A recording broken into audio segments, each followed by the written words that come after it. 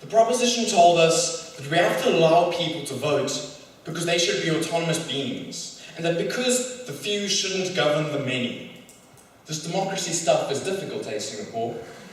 Those are not valid reasons, and no practical benefit or necessity for actually implementing democracy in all cases was given. Whereas opposition has sufficiently shown you that the only reason we tolerate democracy and accept it on a state basis is because of the risk, the potential for danger to have that authoritarian rule, where that authoritarian rule should not be accepted, and so we use democracy as the best mechanism we have to prevent against that. Where democracy is inefficient, where it's basically useless, but we need to use it. But not in central banks. Today I'm going to be telling you why people shouldn't vote, and then I'll be going over the op model again, and then finally I'll be dealing with the credibility of the central bank and why that's jeopardized by proposition. So why shouldn't it not taken? Why shouldn't the public vote? They're uninformed. That's the main reason we see behind it. The average man on the street is incapable of or doesn't have the access to learning sufficient economic or monetary principles to be informed enough to be making these kind of decisions. Not taken.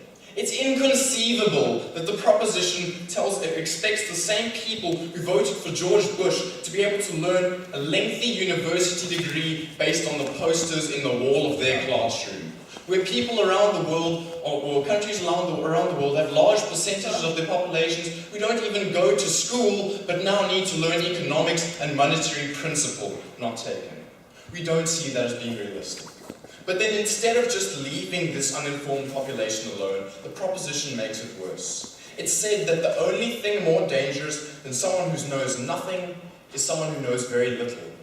Where that population we're dealing with might have left the voting to the experts within their society. They now have the misconception that they've been educated, that they're informed. They know very little of how this monetary principle actually works, and they know enough to screw it up completely so that they take part in that voting process. We see that our proposition is actively making it worse with this minimal policy that they provided to us in terms of education. Then further on to why we believe people shouldn't vote, not taken, and we provide them with the examples that they've tried to use to show us why democracy is great. Obamacare. It took about a year to implement. It shut an entire government down for about a week. And it ended up in a watered-down, ineffective policy with no public buy-in. Your democracy, Mara Aish. We don't think that's what we want to have, especially in something as important as a central bank. The economic recession of 2008.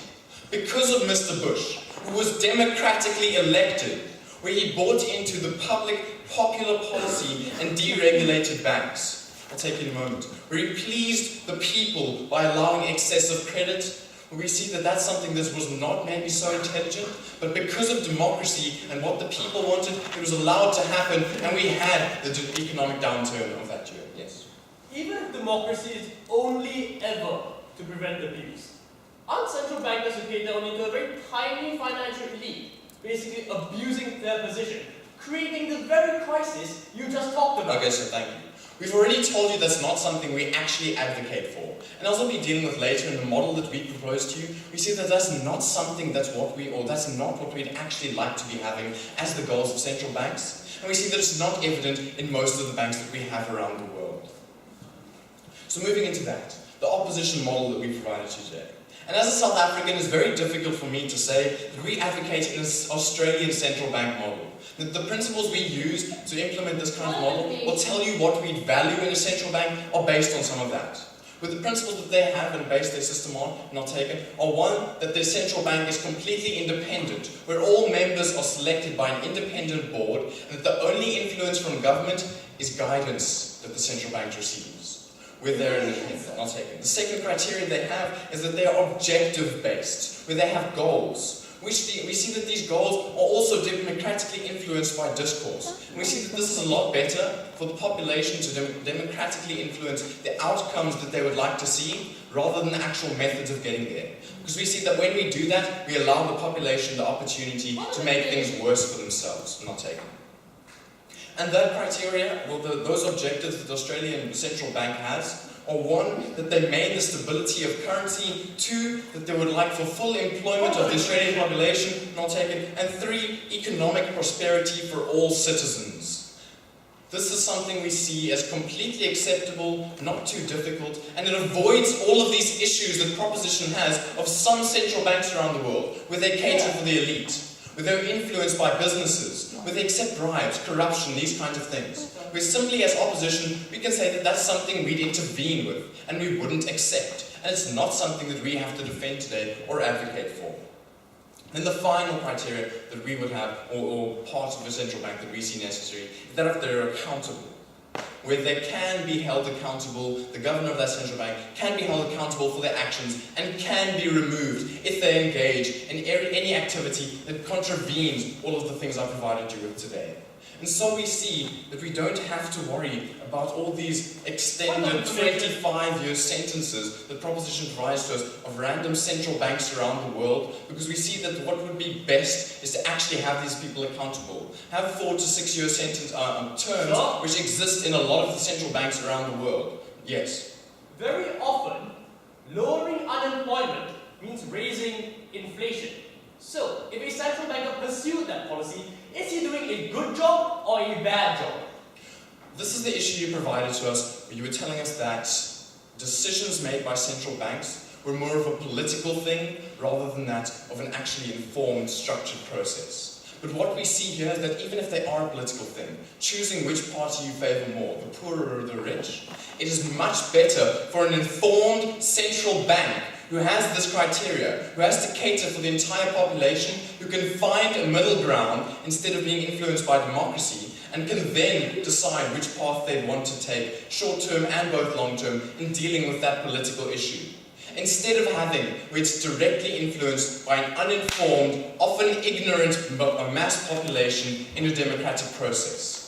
It's again the same issue where we see that the central bank members are far better qualified and better informed, better equipped to make these kind of decisions. The final issue we'd like to deal with, that of the credibility of the central bank. This is the major and biggest harm that we find that the proposition is creating. We see that central banks are the most effective control mechanism they have is the public perception of themselves, where people understand, and more subconsciously than intelligent explicit awareness, that if they perpetuate inflation, if they spend excessively, if they loan excessively, and they perpetuate that inflation, then the central banks respond by raising interest rates, something that's not in their best or that's not in their favour. And so because of this understanding, we have this self-regulation. If you in any way jeopardize the credibility of the central banks, either by them making bad decisions because of democracy, or simply by making them not independent, people recognize that. And it jeopardizes any kind of balance and respect that you have there. And this means that you have things like hyperinflation, countries whose currency means nothing. Because if there's anything we've learnt about economics, is that is exactly it. Money means basically nothing. And to protect that sanctity, the effectiveness that we have left out of it, we cannot allow it to be touched by the ineffectiveness of democracy. We strongly oppose.